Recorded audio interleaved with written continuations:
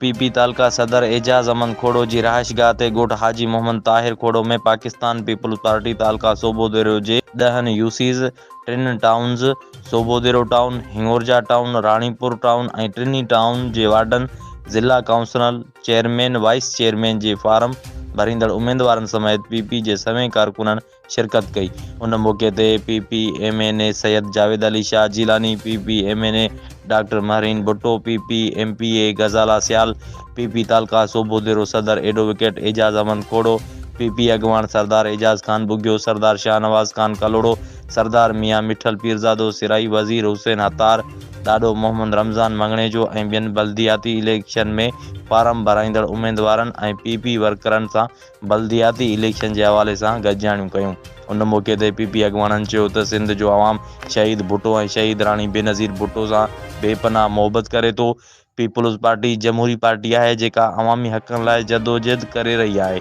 Peoples party जी हुकूमत में सिंध जी अवाम खे रोज़गार, तरक़ियाती कम, रोड रस्ता, तालीम, सिहत, बिजली, गैस ऐं ॿियूं सहूलतूं फ़राहम करण लाइ पाण पतोड़े रही आहे। बल्दियाती चूंडनि में हर बिरादरी खे तरजीह ॾिनी वेंदी ऐं बल्दियाती चूंडूं इंशा अल्लाह पीपीअ जा उम्मीदवार वॾे अक्सरियत सां कामयाबी माणींदा।